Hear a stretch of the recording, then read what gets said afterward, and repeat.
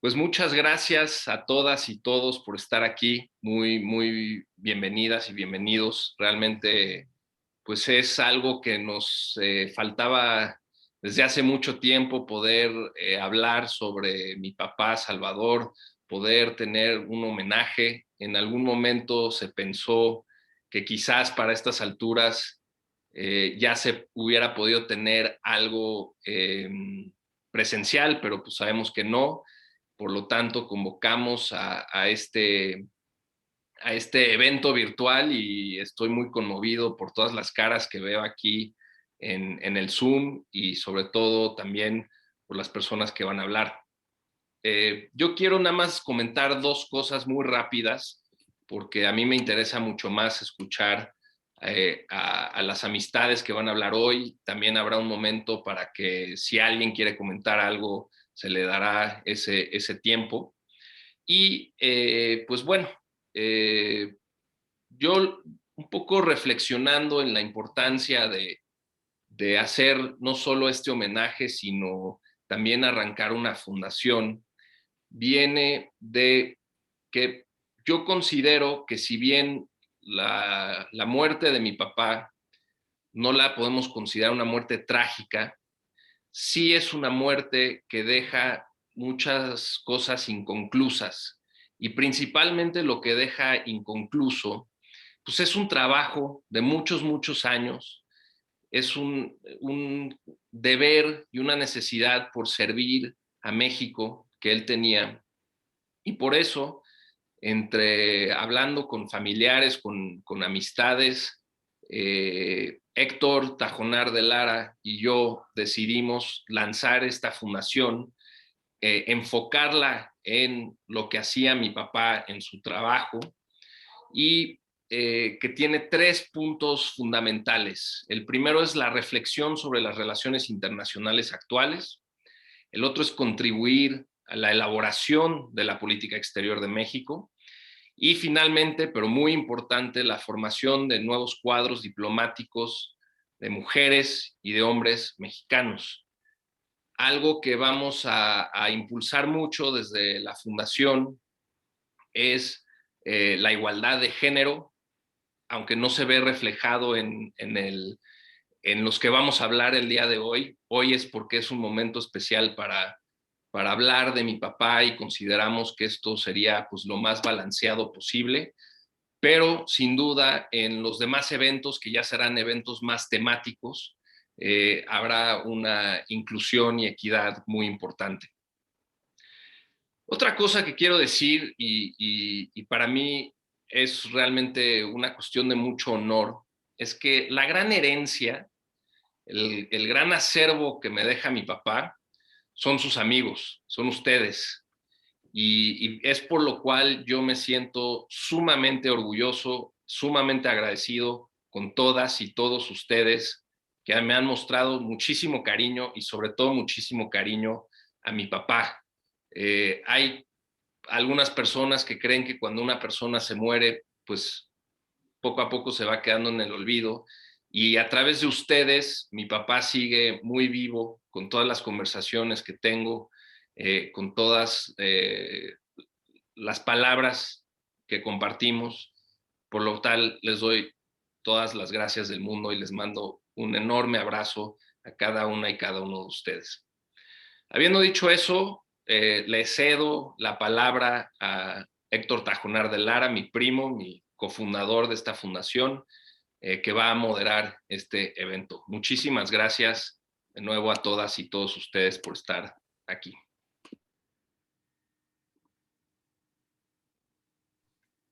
Muchas gracias, Sebas, y muchas gracias a todas las personas tan queridas que nos acompañan hoy para este homenaje a mi tío Salvador. Es un gran honor poder estar aquí en homenaje a él, quien en tantos aspectos fue para mí un padre, de la misma manera que Sebas ha sido un hermano. Eh, y es también un gran honor poder compartir estas reflexiones para mi tío en tan destacada compañía. Creo que es el profundísimo cariño que todos compartimos por él lo que justifica mi presencia aquí. De lo contrario, me sentiría como aquella vez, seguramente Sebastián y yo teníamos 12 o 13 años, que mi tío logró colarnos a una reunión del Consejo de Seguridad de las Naciones Unidas. Entonces, esta es la única, es el gran cariño por mi tío, lo que me permite compartir este panel con el embajador Ruiz Cabañas, con José Woldenberg y con Jesús Silva Herzog Márquez. De todo corazón, mi más sincero agradecimiento a mi querido hermano primo, en ese orden, por haber pensado y concretado este merecido y tan necesario homenaje, y por toda su visión y esfuerzo para que la memoria de mi tío y su trabajo diplomático se conviertan en un apoyo para nuevas generaciones de jóvenes mexicanos. Entonces, bueno, si me permiten, antes de cederle la palabra a nuestros muy destacados invitados, quisiera compartir con ustedes una carta dedicada a mi tío Salvador. Tío querido, hace casi un año que comimos por última vez en la Ciudad de México. Unos meses después, Sebas me dijo que esa había sido la última vez que comiste en un restaurante. Sin duda, se trata de una conversación que se extenderá hasta el infinito. Cuando empecé a escribirte esta carta, con la idea de expresarte todo lo que significas, me di cuenta que rápidamente podría llevarme a una búsqueda autobiográfica interminable. Recordarte implicaba mirar de vuelta tantos momentos determinantes cuya grandeza radica precisamente en su sencillez, en su naturalidad y en el hecho de que en cada uno de ellos está presente la inmensidad que pueden tener la alegría y el cariño sinceros. ¿Cómo expresarlo y cómo agradecerte por ello? Posiblemente por medio de una metáfora de lo que es recordarte. Espero la disfrutes. Se trata de una pintura china, uno de esos rollos inmensos, llenos de imágenes que parecen ocurrir en paralelo. Hay un acontecimiento que constituye el centro de la acción, pero que no determina a los demás.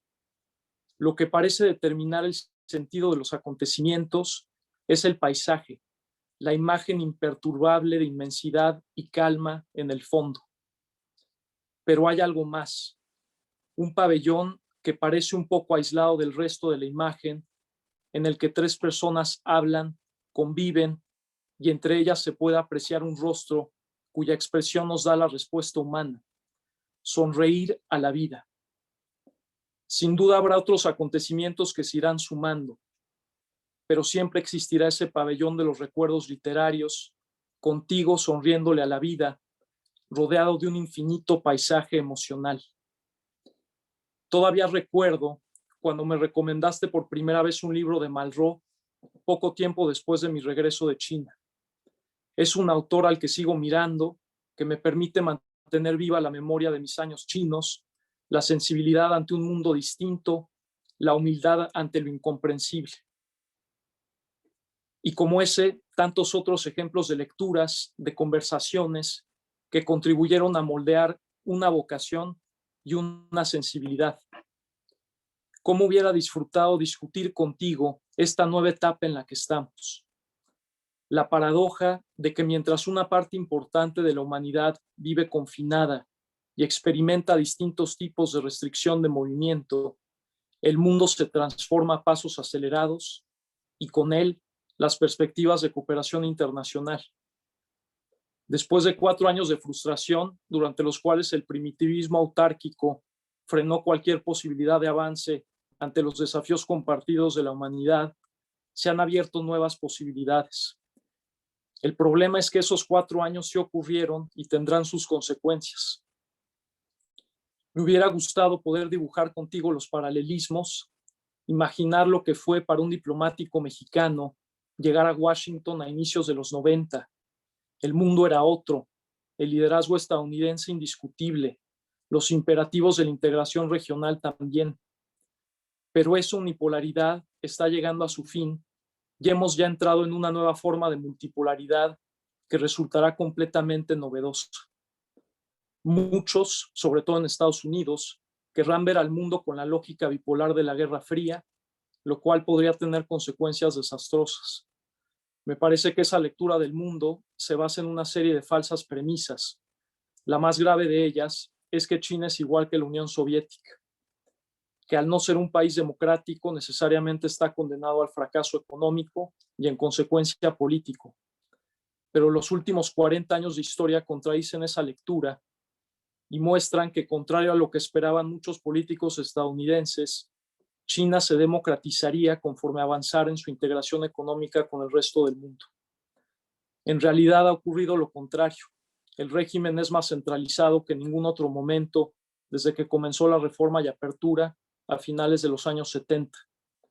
China se convirtió, en muchos casos con el beneplácito de los gobiernos y de las grandes empresas occidentales, primero en la fábrica del mundo y hoy en uno de los principales núcleos del sistema de producción a nivel mundial. Hoy, China controla no solo muchas de las materias primas, sino también muchas de las etapas más avanzadas de los procesos productivos en el mundo, particularmente en las tecnologías que permitirán la transición verde. En ese escenario entra también Europa, que avanza en su integración y parece buscar una mayor autonomía estratégica ante los embates de Trump, el Brexit y el COVID. Todo ello bajo la sombra de la extrema derecha, que a pesar de su vacío intelectual característico, seguirá recurriendo a la desinformación manipuladora en el terreno fértil de poblaciones que envejecen y que además, aisladas del mundo por el confinamiento, corren el riesgo de verse enfrascadas en la perorata monotemática del miedo. Sobre México, diré solamente que siempre nos faltó tiempo para seguir conversando. Me dejas grandes lecciones, tío querido, sobre todo que es en el diálogo, en la reflexión, en la convivencia, en el profundo afecto, donde siempre podremos encontrarnos a nosotros mismos y donde sin duda siempre te seguiremos encontrando. Mi querido hermano Sebas y yo, con quien en todo momento tuve el privilegio de compartir tu gran cariño y generosidad y la importancia de sonreírle de vuelta a la vida. Siempre seguirás siendo un guía, un padre y un amigo. Has estado tan cerca de nosotros que nos es difícil imaginar ya no verte. Pero Sebas y yo tendremos siempre todo nuestro amor de hermanos, que fue lo que tú siempre quisiste dejarnos como el mayor regalo de nuestras vidas. Te queremos mucho, tío. Muchas gracias. Ahora, después de estas breves palabras introductorias, pasamos a lo que es verdaderamente el centro de este homenaje y las destacadas personalidades que estarán aquí compartiendo sus recuerdos, todo su afecto por mi tío Salvador. Entonces, sin más, le cedo la palabra al embajador Ruiz Cabañas.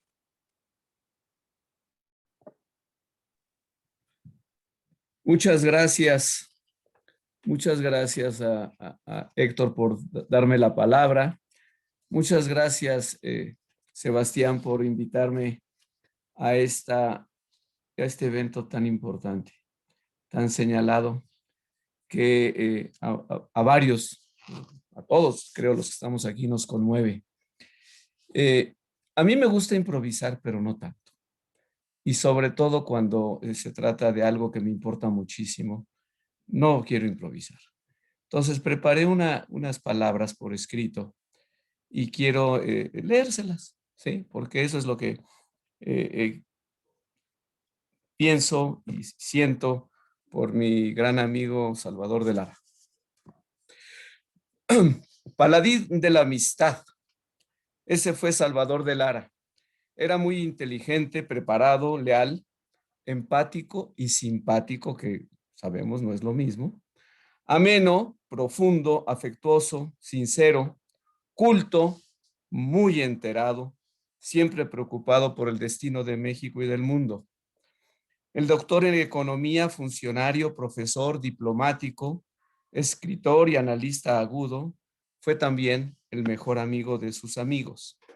Salvador tenía una gran vocación por el servicio público, por servir a los demás en el sentido más amplio del concepto, Por eso estudió economía en la UNAM y después se fue a Nueva York a obtener el doctorado. En una época en que esa costumbre de estudiar y hacer tesis doctorales no era tan frecuente, exigía mucho esfuerzo, refinamiento intelectual y persistencia. En esa época, obtener el doctorado era un logro muy significativo, importante, que inspiraba enorme respeto académico y social y en los círculos gubernamentales. Ojalá y pronto ese tipo de logros sea revalorado. Salvador fue un economista con conciencia social. Nunca lo convencieron los análisis más radicales de la economía, que en los 70s en la UNAM y otras universidades estaban más ligados a la ideología y al activismo político, pero tampoco se dejó seducir por los analistas que pregonaban acríticamente los entonces novedosos y deslumbrantes paradigmas del neoliberalismo.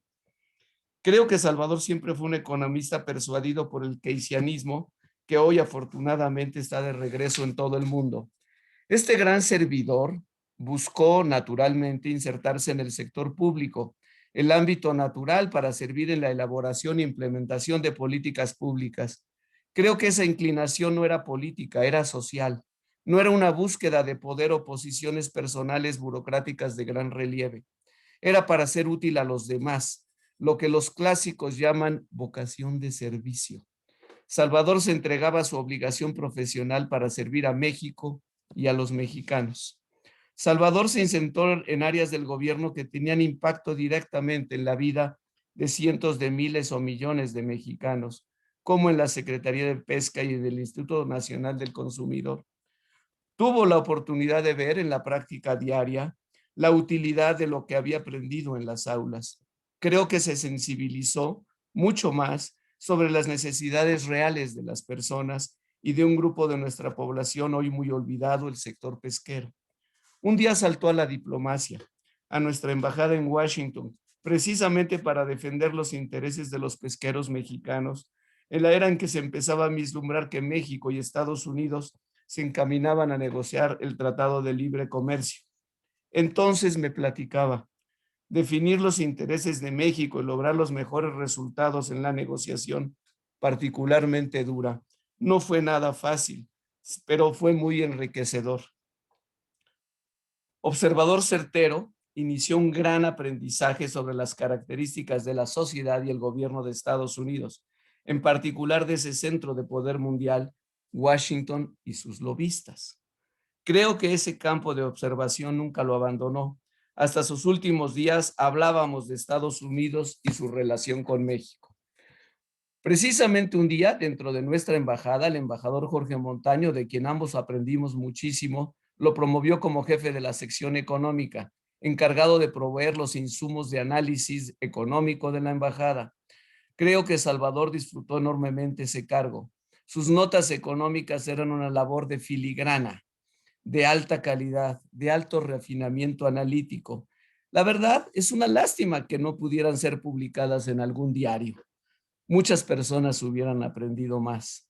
Eran verdaderas editoriales sobre qué hacer en una realidad concreta. Los archivos de nuestra embajada en Pennsylvania Avenue deben resguardar muchas de estas piezas notables de qué ocurría en nuestra realidad y qué se debía hacer al respecto. En esa época yo estaba en la embajada encargado de la sección sobre migración y frontera. Intercambiábamos nuestros memorándums secretamente dirigidos al gran jefe Montaño. Me ayudaban muchísimo sus análisis sobre Estados Unidos, México, la relación bilateral y el mundo. Eran el telón de fondo de mis propios análisis sobre la migración, las drogas o el comercio fronterizo. Muchas gracias, caro amigo. Cuando más útil resultó nuestro intercambio fue en una coyuntura particular, la crisis financiera de diciembre de 94 y enero de 95. Ya se olvidó, pero quizá esa fue la más aguda de nuestras crisis económicas endémicas, hasta la actual crisis provocada por la pandemia y los errores de política económica que se cometieron antes de que empezara. A Salvador y a mí nos tocó acompañar a Ángel Gurría y a Juan Rebolledo, entonces canciller y subsecretario de Relaciones, a las pláticas y conversaciones con los representantes del gobierno de Clinton para hablar de los temas no económicos que estaban a cargo de Guillermo Ortiz y su equipo, para que apoyaran a México, que se había quedado sin reservas. A veces, sin exagerar mucho, esas conversaciones parecían un escenario en el que México hubiera perdido una guerra. Afortunadamente, al final, Clinton entendió el problema y se elevó a la altura de estadista. Tendió la mano al presidente Zedillo y la crisis se superó en 2 años. México pagó el préstamo de $40,000 millones en forma anticipada, lo que le daba gran orgullo al entonces embajador, don Jesús Silva Herzog Flores, padre de nuestro amigo Jesús Silva Herzog, que está presente en esta sesión. Salvador se transformó en un diplomático maduro, eficiente, con oficio. Por eso regresó a México como encargado de la Oficina de Asuntos Internacionales del Senado, bajo la supervisión de una mexicana ejemplar, María de los Ángeles Moreno.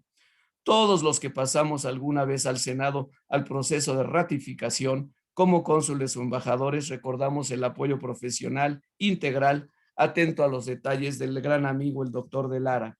En las oficinas del Senado deben estar las carpetas con las docenas de comparecencias organizadas por el doctor de Lara. El doctor reunió sus amores profesionales, inclinaciones intelectuales y su afán de servicio en la Cancillería, en varias posiciones a nivel de director general de Relaciones Económicas. Era la referencia obligada, la cabeza visible, el líder intelectual de los analistas económicos que había en la Cancillería. Si no sabías qué hacer con un tema económico, cosa que a mí me ocurría con mucha frecuencia, desde los datos básicos hasta la promoción económica, había que preguntarle al doctor de Lara. Siempre apoyó a las embajadas y consulados con la nota y los datos pertinentes, exactos, indiscutibles. En esa época no había otros datos. En la Secretaría nunca estábamos desprovistos de buena información y análisis económico específico para las necesidades de las misiones en el exterior. Nuevamente, en la Cancillería, en sus archivos, deben de estar todas las notas, carpetas que escribió o dirigió el doctor de Lara. Salvador un día fue nombrado cónsul general de México en Atlanta.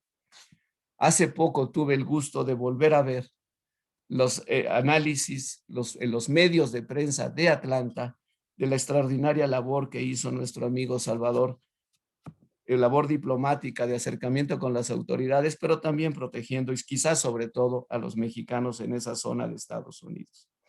Regresó a México y después partió a Nueva York para encabezar la sección económica de la Misión Permanente de México en la ONU. Nuevamente tuvo logros notables en el replanteamiento de los compromisos de los países desarrollados para el financiamiento al desarrollo, el así llamado Consenso de Monterrey, y el liderazgo de temas tan complejos como la sociedad de la información. Creo que fue en esa época cuando Salvador se concentró en conceptos, temas y propuestas que hoy llamamos el desarrollo sostenible, que están contenidos hoy en la Agenda 2030, los Objetivos de Desarrollo Sostenible. Nuevamente, creo que su interés por esos temas fue producto de una conjunción, de una experiencia previa. En pesca, Salvador aprendió de primera mano lo que significaba el agotamiento de los recursos naturales, la explotación irracional de los bosques, las aguas y las pesquerías. Sabía que México entero se estaba contaminando, que la capa de ozono se estaba destruyendo, que el cambio climático nos ahogará a todos, a nuestra civilización, si no hacemos algo para detenerlo. Salvador no solo fue el mejor amigo de sus amigos, también porque era simpático, inteligente y confiable, leal. También lo fue porque basado en una cultura realmente enciclopédica, era un gran conversador. Quien no tuvo la oportunidad de conversar reposadamente con Salvador, no vivió una experiencia singular. Poder preguntar, comentar, analizar, discutir y polemizar sobre casi cualquier tema y después seguir siendo más amigos. De la A a la Z, de la historia de Anáhuac al origen de Zacatecas, pasando por el deporte, el cine, la comida china, mexicana o griega, la bolsa en Nueva York, las tendencias de la globalización y los avatares de la política mexicana. Queridos amigos, felicito sinceramente a Sebastián de Lara y a Héctor Tajonar por esta iniciativa. A través de esta fundación mantendremos vivo el legado de nuestro gran amigo Salvador. Desde el cielo, estoy seguro que le encantaría ser parte de esta conversación. Desde acá, inolvidable amigo, te mandaremos las minutas y grabaciones, las listas de asistencia y los comentarios más agudos. Seguiremos todos juntos aprendiendo para tratar de servir a los demás. Querido amigo, seguimos recordando tu bonomía, tu sonrisa, tus carcajadas y sobre todo tu alegría para vivir. Muchas gracias.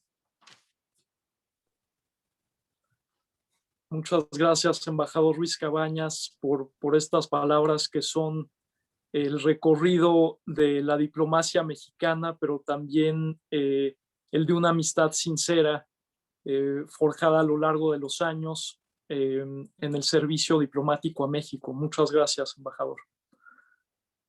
Ahora le cedo la palabra a José Woldenberg.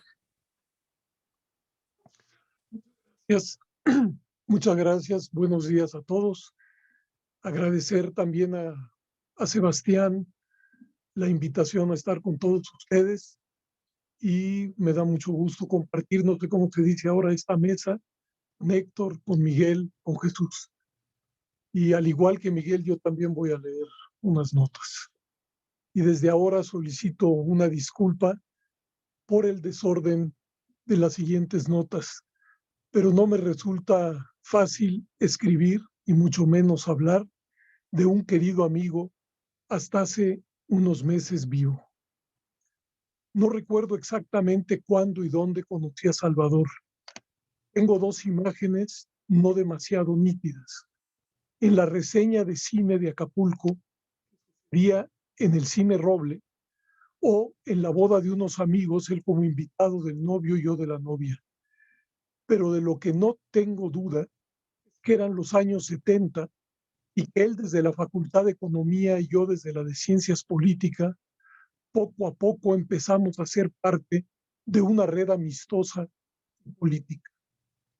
Esa red puso en acto al Consejo Sindical de Profesores de la UNAM, que se convirtió en el motor y la columna vertebral del proyecto de sindicalización del personal académico, que primero fructificó en la creación del SPAUNAM y después con la fusión con los trabajadores administrativos en el STUNAM. Esa misma red fue la que al inicio de los 80 construyó el Movimiento de Acción Popular, el MAP, bajo el manto de la reforma política de 1977, en un intento por trascender la esfera laboral y participar en el espacio político electoral. Éramos en aquellos años una generación joven, de izquierda, sin duda marcada por los ecos del movimiento estudiantil de 1968, por los marxismos en curso, por la revisión de la historia de México, pero también por la música, el cine, la literatura y las ganas de construir un país más justo y democrático.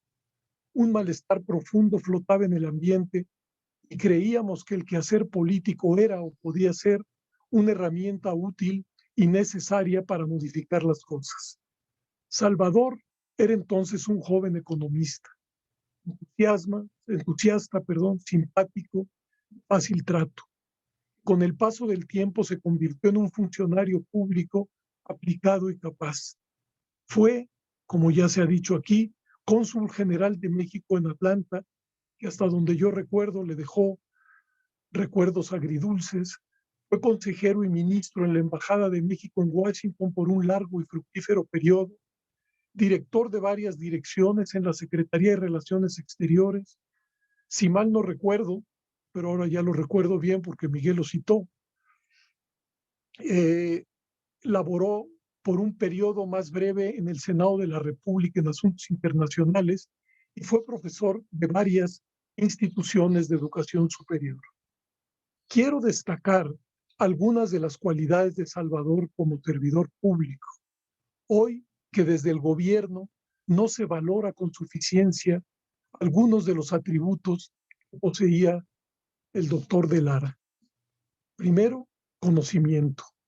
Salvador sabía, y lo sabía bien, que para desempeñar cualquier cargo público se requería conocimiento. No bastaba el sentido común y mucho menos era dispensable la improvisación fruto de la soberbia. De Lara leía, estudiaba, dialogaba, para embarnecer sus destrezas profesionales, para ponerlas al servicio de su misión. Puedo decir que era un lector voraz, súper enterado de su materia y no solo de ella, porque sabía que un déficit de conocimiento invariablemente derivaba en errores o, peor aún, en tonterías. 2. Trabajo sistemático. No, los cargos que tuvo los asumió como auténticas responsabilidades. No eran percibidos como premios o recompensas, sino como misiones que había que cumplir, y por ello se trataba de trabajar día a día en la encomienda. Es elaborar de manera metódica, cumpliendo con las tareas, es lo que lo convirtió en un profesional confiable y eficaz. Y los adjetivos no los estoy colocando al azar. Confiable porque se sabía que cumpliría, y eficaz porque no improvisaba, laboraba, sabía cómo se hacían las cosas. 3. Don de gentes. En la esfera diplomática, Salvador tenía una ventaja: su carácter. Era sencillo y educado, cargaba una buena dosis de ironía, sabía construir límites, era atento con sus interlocutores y su argumentación fluía de manera informada y clara. Ese don de gentes, por supuesto, no solo lo desplegó en su trabajo, sino en la vida cotidiana, lo cual le granjeó no pocas y muy diversas amistades. La constelación de amigos varios que cultivó ilustra lo que quiero decir. 4. Profesionalismo. Salvador asumió sus cargos públicos como un hombre de Estado, no de manera partidista y menos aún facciosa. Tenía el temple y la formación para ver por el conjunto, por el interés más general de México, por lograr los objetivos que se habían planteado. Y en épocas de particularismos y sectarismos, que se proclaman como verdades reveladas, esa característica de Salvador destaca porque parece que en los tiempos que corren se está opacando. Pero si mal no entendía Sebastián, en esta primera reunión no quería tanto que habláramos del profesional, o no solo del profesional, sino del hombre. Y por ello, bajo el entendido que cualquier cosa que diga quedará corta, paso a recrear solamente algunas estampas. En los 80s, un grupo de amigos fuimos a Nueva York, mientras Salvador y Ana Mari eran estudiantes por aquellos rumbos. Íbamos Luis González de Alba, Raúl Trejo, Imero Ayala, Pablo Pascual y Amanda Patillo, y Julia Carabias y yo. Pues bien, Salvador nos guió por algunas zonas y espacios que sin él difícilmente hubiésemos conocido. Ante esa ciudad inabarcable, contar con un guía resultó inapreciable. Fue un viaje con la intensidad que solo puede tenerse entre los 20 y 30 años. Máxime que Nueva York ofrecía lo imaginable y lo inimaginable. Bares, restaurantes, museos, teatros, tiendas, calles. Salvador se veía como pez en el agua. Le había tomado el pulso a la ciudad, la gozaba, le extraía su valioso jugo. Le permitió expandir su visión del mundo, dejar atrás el provincialismo que a tantos ata y hasta fascina. Recuerdo con fuerza también algunas de las comidas posteriores a la sesión mensual y sabatina del Instituto de Estudios para la Transición Democrática. Muchas de esas borracheras resultaron en ocasiones más interesantes que la propia sesión formal del instituto, y Salvador se apuntaba para hacer que esas reuniones de amigos se tiñeran de información, debate, intensidad y hasta pasión. No fue solo en una ocasión en la que a varios se nos pasaron las copas, que lo que inició como una conversación formal acabó en una especie de carnaval plagado de ocurrencias y gracejadas que solo son permitidas en ambientes plenos de confianza, amistad, respeto profundo y cariño. Porque Salvador no evadía la fiesta, por el contrario, la procuraba e inducía, la disfrutaba, y sabía que cuando sonaba la campana del reventón había que decir presente. En alguna ocasión, como presidente del Consejo General del IFE, viajé a Washington. Si mal no recuerdo, fueron 2 o 3 días de intensa actividad. La coordinación de asuntos internacionales del IFE a cargo de Manuel Carrillo y la Embajada de México en Washington organizaron una agenda de reuniones mañana, tarde y noche. Fue extenuante pero productiva, como creo que deben ser esos viajes. Pero al parecer, Salvador logró preservar una noche para llevarnos a Carrillo y a mí a un juego de béisbol en Baltimore. Él mismo manejó y consiguió los boletos, sirvió, por supuesto, para hablar de todo aquello que no tenía que ver con nuestras actividades profesionales. Además, desplegó toda su sabiduría sobre ese juego que todo lo convierte en estadística. Además de los nombres de los jugadores y de los resultados de los últimos partidos, sacaba de la chistera promedios de bateo, ganados y perdidos de los pitchers y toda la retahíla de anécdotas y cifras que acompañan al béisbol. Eran comentarios de Salvador como al paso, como dándonos a entender quién era realmente capaz de ver más allá de la fenomenología del juego, como diría Karel Kosick. Y esa era una de las cualidades de Salvador, no era monotemático. Su regreso de Atlanta comimos varias veces en el Alaye. Por supuesto, era un gusto comer con él, en primerísimo lugar porque paladeaba la comida y buena bebida. Era un glotón en el mejor sentido de la palabra, pero también porque hablamos del mar y los pescaditos, libros, películas, deportes, chismes y por supuesto política.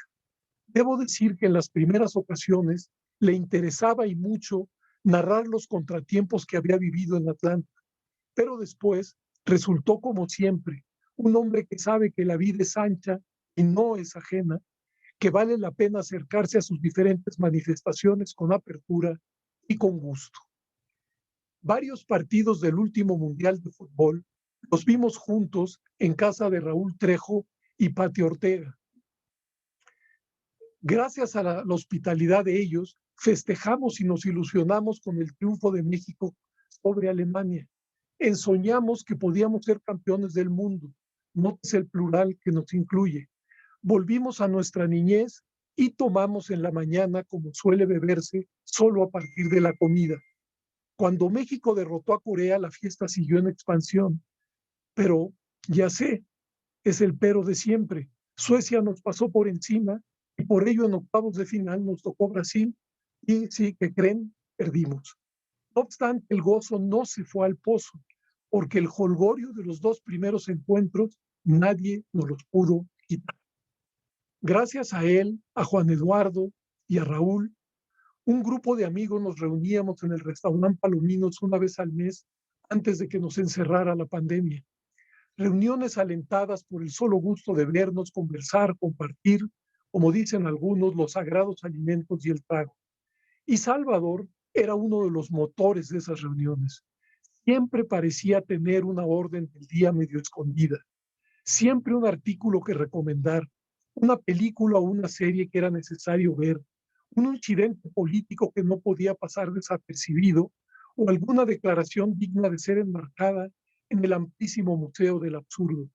Comíamos muy bien, bebíamos como deben hacerlo los adultos mayores, pero sobre todo ejercitábamos la cálida conversación entre amigos que nos pone en sintonía no solo con nuestro entorno, sino con amistades a las que queremos alimentar y mantener.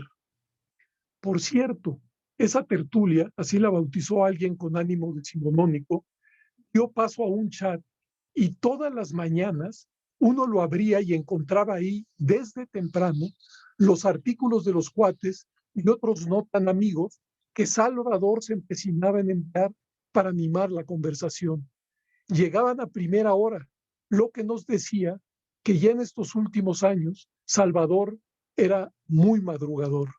Creo que no es un gran mérito y eso lo sabemos todos los viejos.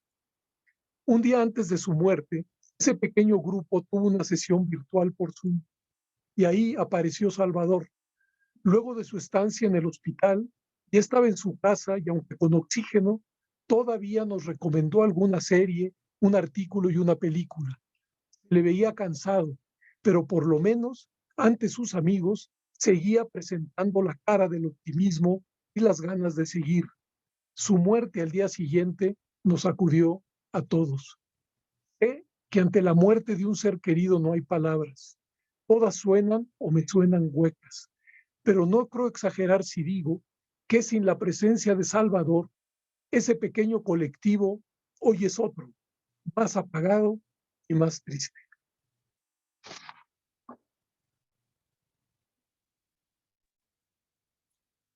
Muchas gracias a José Woldenberg por este maravilloso testimonio de amistad y de vida compartida con mi queridísimo tío Salvador.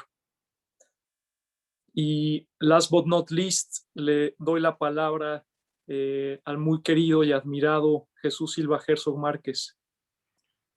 Muchísimas gracias, Héctor.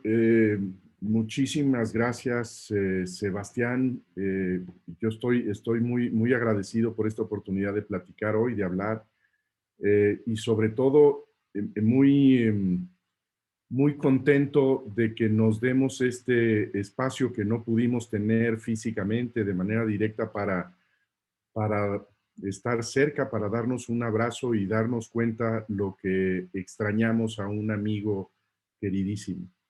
Y creo que lo que hacemos en esta mañana, hoy lo que hacemos es pues acompañarnos justamente en todo lo que extrañamos a Salvador. Yo no quisiera hablar de su, digamos, de la faceta como diplomático de Salvador, su labor como servidor público. Creo que lo que decías, Sebastián, al principio de lo que deja inconcluso Salvador desde el punto de vista más personal, no tiene que ver tanto con esas avenidas del servicio público, sino lo que yo creo que para mí significó lo más importante, que tiene que ver con lo que estamos viendo en este momento, que es ese tejido de cariños que cultivó durante toda su vida. Si tenemos esta memoria tan importante, tan cercana, si nos hace tanta falta Salvador, creo que por lo que ya decían Miguel y José hace un minuto, porque nos hace falta todo el tiempo una persona que reciba lo que hemos descubierto y que nos entusiasma, que nos gusta, que nos divierte, que nos enoja también, ¿no? Y que en ese sentido, digamos, la gran fuerza de Salvador en todos nosotros, yo creo que fue esta capacidad para acompañarnos y hacer la vida más dulce en muchos sentidos.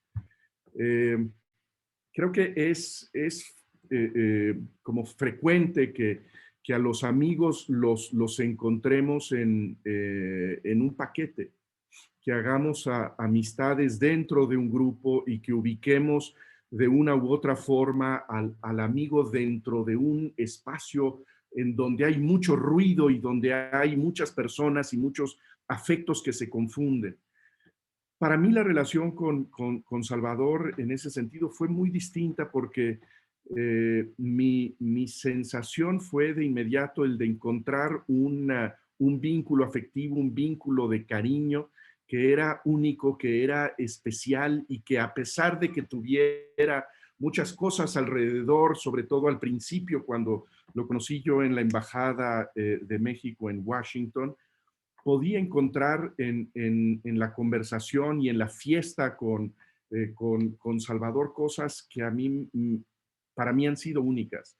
Decía José hace un minuto que no evadía la fiesta, Salvador. No la evadía, la traía puesta, ¿no? La traía dentro y en cualquier momento, en cualquier circunstancia, incluso cuando la estaba pasando mal y llegó a pasarla mal durante un rato, seguía viendo ahí una fiesta, seguía viendo ahí un entusiasmo que está hecho de las cosas que nos han compartido Miguel y José, que es esta curiosidad, esta vitalidad, esta capacidad de disfrutar el mundo que resultaba tan natural en él, tan espontánea en él, el encontrar en el cine, en la música, en los libros, en la comida, todas esas razones que hacen disfrutable la vida.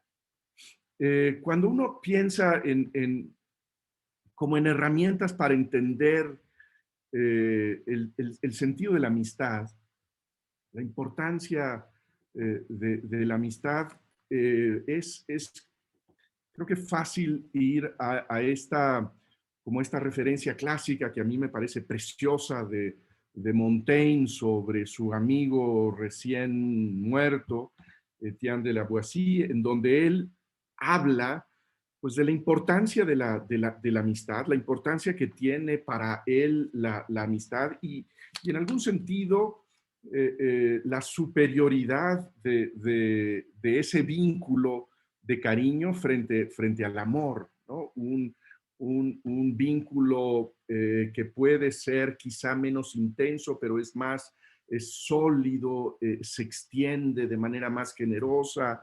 Y lo que dice ahí es, si me preguntan por qué lo quise tanto, es porque él era él y yo era yo. Y en ese sentido, habla pues de este vínculo irrepetible, de este vínculo único, de este vínculo que solamente puede estar armado, creo que lo diría así Montaigne, y me parece que nos podemos dar la licencia en esta reunión de decirlo, de dos almas irrepetibles, dos personas irrepetibles, que no está pues dentro de una producción en serie de relaciones y de tráficos afectivos. Lo que yo creo que estimula esta idea de él era él y yo era yo, es que lo que se produce en ese vínculo, en esos espacios en donde se da el encuentro de la amistad, es que hay licencias, hay permisos, hay conversaciones que solamente pueden darse en ese ámbito. Lo que extraño enormemente, lo que me hace realmente muy difícil poner por escrito este recuerdo de Salvador, es que desde luego en las conversaciones está esta quejumbre de la política.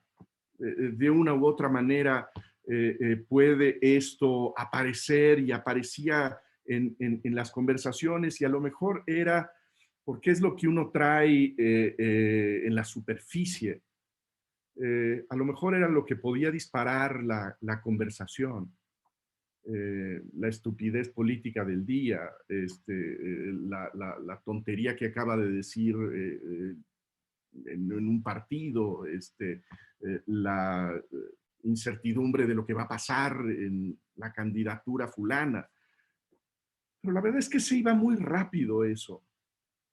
La verdad es que este tema de lo público, de lo político, se desvanecía muy pronto en un intercambio que encontraba esta capacidad de tocar la emoción profunda de lo que uno está atravesando, de lo que uno vive, de lo que uno disfruta y de lo que uno también, en donde uno la pasa mal, ¿no?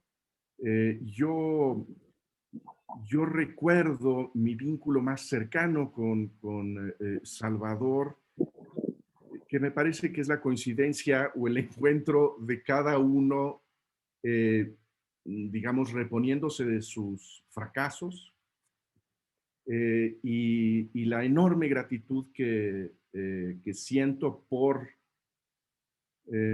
esta cercanía del amigo que también se trata de reconstruir en momentos complicados. Pero lo que siempre había en todas estas estas maneras de compartir vitalidad, emoción por la vida, emoción por despertarse, en los libros, en la música, en las cosas más como disparatadas de los gustos, porque no era un aduanero de lo que le gustaba, sino que era capaz de gozar todo, y de encontrarle sentido a todo, incluso encontrarle sentido y gozo a lo que le caía gordo y lo que le parecía abominable. Pero lo que había siempre en esos intercambios de pistas de disfrute era la gran emoción de sus afectos. Había siempre en la conversación un momento en donde presumía a sus amigos, en donde presumía lo que acababan de discutir en una plática interesantísima en su club de amigos de la transición. Y desde luego, no solamente lo que se decía muy formalmente con moderador y todo, sino lo que se abría, como nos recordaba José hace un minuto, lo que se abría ya con una botella o 6. Y el enorme cariño por el infinito amor por sus hijos. Creo que si hay un puente en donde la conexión con Salvador, para mí, la convierte en una relación profundísima, tiene que ver con que nuestro cariño tenía que ver también con esta experiencia de estar en el mundo como padres y ser y estar alrededor de ese cariño infinito que me parece que hoy vemos con muchísima gratitud en lo que está haciendo Sebastián esta tarde.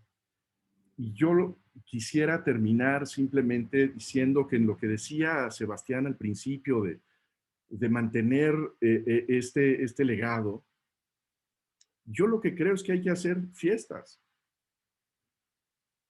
A mí me parece que más allá de la idea del servicio público, de la diplomacia, de las relaciones internacionales, lo que hay que hacer es organizar, por lo menos una vez al año, una gran fiesta y recordar a Salvador y que cada uno de nosotros comparta lo que recuerda de este hombre que nos recordaba Sebastián en las fotos que estuviste compartiendo en estas semanas, hace varios meses, que no dejaba de tener una sonrisa maravillosa todo el tiempo.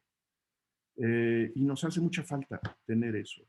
Y si no tenemos en este momento a esa persona que era cada vez más difícil de abrazar, porque era ya literal, corporalmente inabarcable, pues por lo menos acercarnos lo que quisimos tanto para recordarlo y hacer llevadera esta cosa.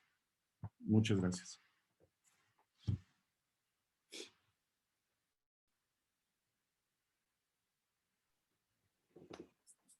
Muchas gracias, Jesús. Estamos, como te imaginarás, muy, muy conmovidos por esta reflexión sobre la amistad y lo que para ti significó mi tío Salvador. Le cedo la palabra a Sebas. No sé si tú quieras, manito, cerrar. Muchas gracias. Pues qué palabras tan emotivas por parte de los cuatro. Una preciosa carta, hermano, primo Héctor. Una reseña también muy emotiva por parte de mi queridísimo Miguel Ruiz Cabañas, de la vida, digamos, profesional de mi papá, pero con muy acertados comentarios sobre quién era él. Fue magnífico escuchar a Pepe recordar esos momentos con mi papá y sobre todo, pues también definir esa relación y esa forma de mi papá de acercarse y aproximarse a sus amistades. Mi papá, a cada amistad lo veía o la veía como su mejor amigo y su mejor amiga. No distinguía. Yo creo que si me piden que yo nombre las mejores amistades de mi papá, es imposible terminar con una lista.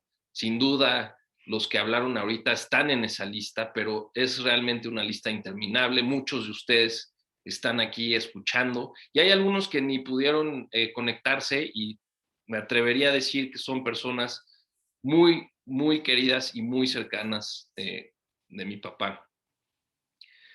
Y yo quiero también agregar que las palabras de Chucho fueron muy emotivas, y mi papá siempre, porque esto no te tocaba a ti, Chucho, pero mi papá siempre presumía su amistad contigo, su cercanía contigo, tus artículos, la relación que tenían, y mi papá estaba sumamente orgulloso de ti y de su relación. Entonces, pues bueno, yo quisiera ofrecer, tenemos un ratito, unos 10 minutos, si alguien que está por ahí quisiera decir algunas palabras muy cortas, por favor, para darle más tiempo a que los demás puedan decir algo. Y al final, pues, recordar a mi papá. Coincido con Chucho, haremos esa gran fiesta en cuanto se pueda. Y bueno, pues me quedo muy conmovido y muy contento de todo lo que ha sucedido el día de hoy. Y muchas gracias, y voy a dejar de hablar porque estoy a punto de llorar. Te dejo, manito, para que tú les des las palabras. El biólogo ahí lo veo. No, ¿sí? Por favor, adelante, Miguel. No veo a todo el mundo en la pantalla, pero yo pedí, Miguel Liman. No, pidió la palabra Laura y Miguel Liman y otros. Sí, yo creo ustedes que... díganme en qué orden, cuando quieran. Pues si quieres, que empiece Miguel Liman y después el biólogo Hernández, y ahí vemos quién más. Por favor, gracias. Ahí sí, si quieren hablar, abran su micrófono y díganos, porque no podemos tener a todos en la misma pantalla. Estoy también muy conmovido de la cantidad de gente que está aquí. Gracias. Bueno, muchas gracias. Muchas gracias, Sebastián, por la invitación a participar en este ejercicio. Muchas gracias, Héctor, por esas palabras. Y a todos los demás, me pasarían mis minutos agradeciendo las participaciones de todos. Ana Mari, es un placer verte. Nada más, muy brevemente, me tocó la fortuna de coincidir, cuando menos profesionalmente, en 2 ocasiones con Salvador. Cuando andábamos abriendo brecha en Washington, cuando se abrió la oficina de pesca, que coincidimos en varias aventuras y travesuras con otros de los que están aquí presentes. Y en Atlanta, cuando él estaba en Atlanta, yo estaba en Chicago, y también tratamos de reproducir algunas travesuras en favor de las empresas mexicanas y de iniciativas del favor de México en Estados Unidos. Pero en medio de esas 2 ocasiones, me tocó la enorme fortuna también de coincidir con él en este inmenso y continuo vaivén de restaurantes, de fiestas, de literatura, de cine. Entonces fue un placer coincidir con él, aprender de él, apreciar de sus ejercicios y sobre todo lo que dicen, la sonrisa y la palabra mágica que utilizaron ustedes dos, manito. Me vino a la mente presente perfectamente expresada en su voz. Hola, manito. Entonces somos manitos hermanados por su amistad y su aprecio, y en lo que deseen que participe yo con mucho gusto, los aburriré con las anécdotas que tengo muchas de convivencia con Salvador. Muchas gracias por esta oportunidad a todos ustedes. Biólogo y después Enrique Provencio. Sí, yo solamente una estampa de la cual Sebastián fue testigo. Sentados los 3 en Atlanta, trabajamos para bien de los migrantes. Después discutimos del béisbol con mucha seriedad. y su pasión enorme por los Yankees. Y tercero, lo había dicho, enormes comidas y cenas bañadas ampliamente con vinos y licores.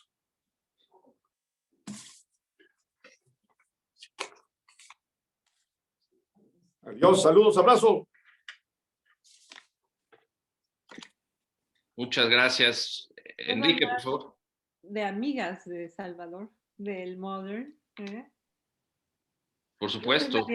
María Elena McGregor del Modern American School, que es donde conocimos a Salvador. O sea que un poquito antes que todos ustedes, yo creo, o de muchos.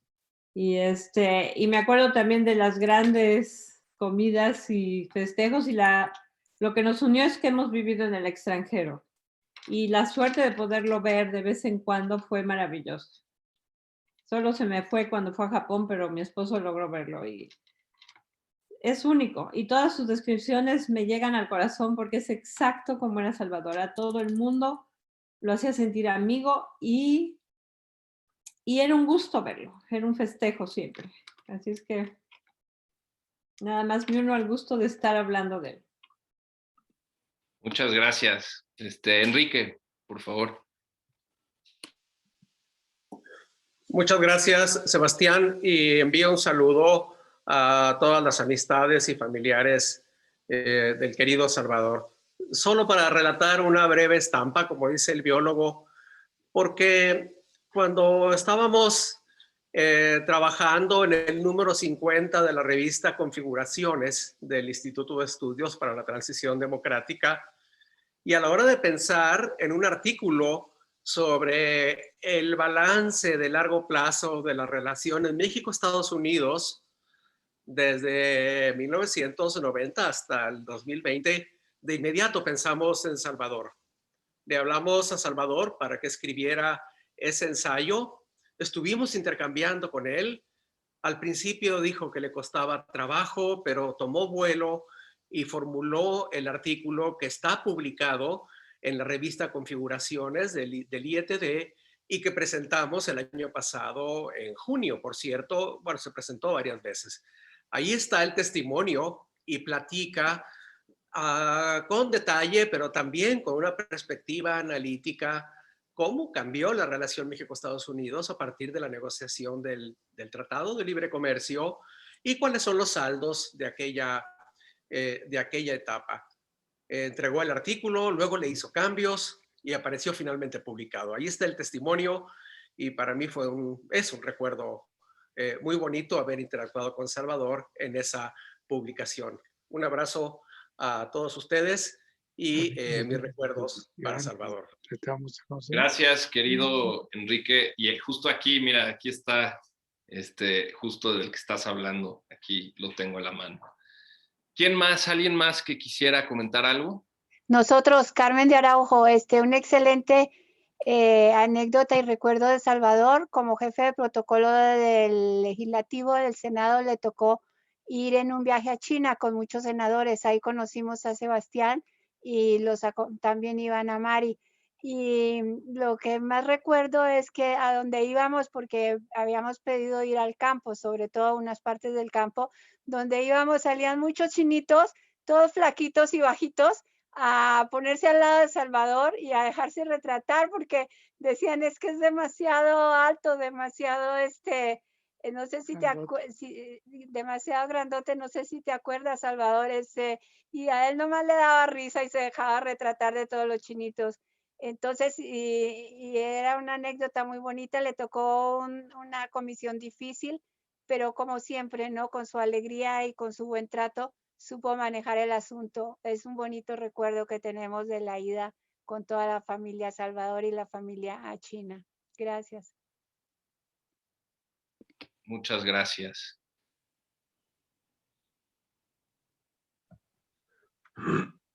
Pues... Sebastián. Sí. Rubén Álvarez. Ahí estás. Yo me voy a adelantar a la fiesta que propone Chucho. Yo aquí tengo ya un tequila. No sé si ustedes ya lo tengan preparado.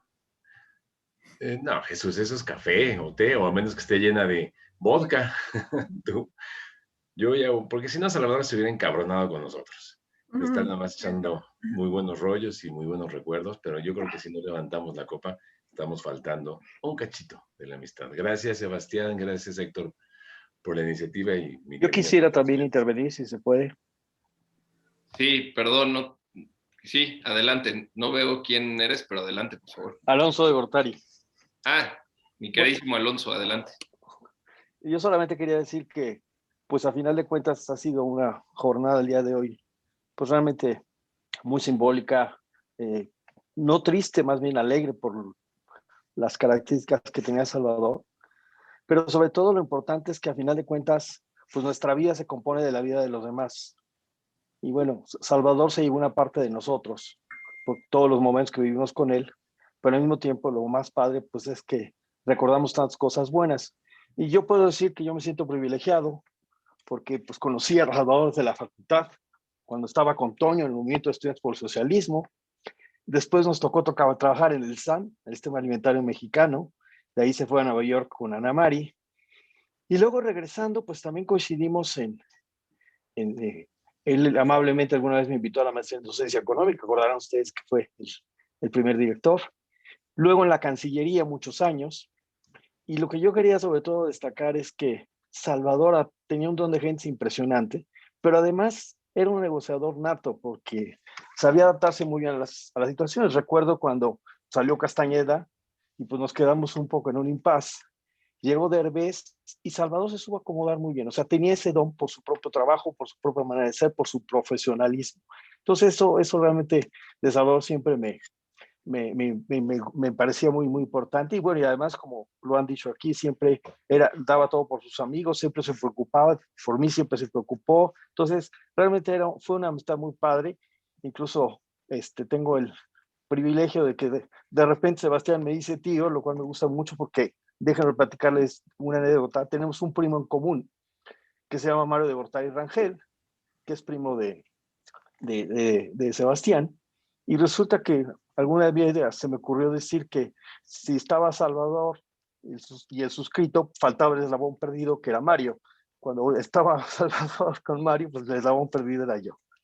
Y la otra que es simplemente muy chusca, ir a comer con Salvador era un reto, porque recuerdo que se preocupaba mucho por la dieta. Decía, no, yo nada más quiero un pescado asado.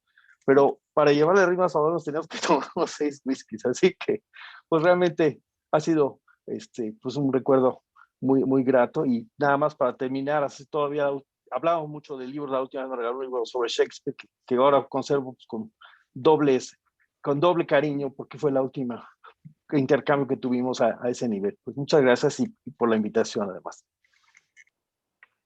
Gracias a ti, mi queridísimo Alonso.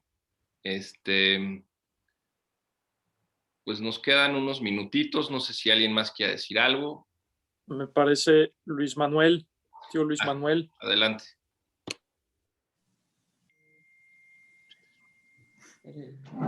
Buenas tardes a todos. Ha sido un privilegio poder escuchar todos los comentarios acerca de mi querido primo.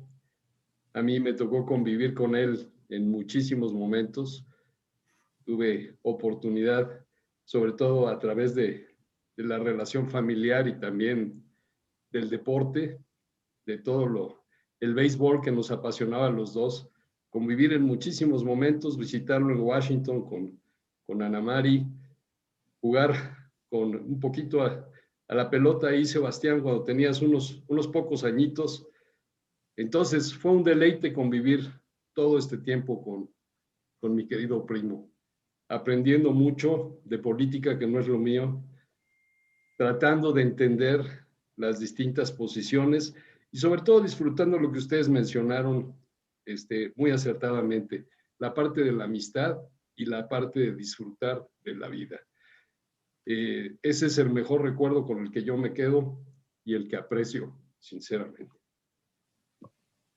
Muchas gracias. Sebastián, soy Alicia. Hola, Alicia. Hola, perdón, que no sale mi nombre completo. Yo solo un minuto.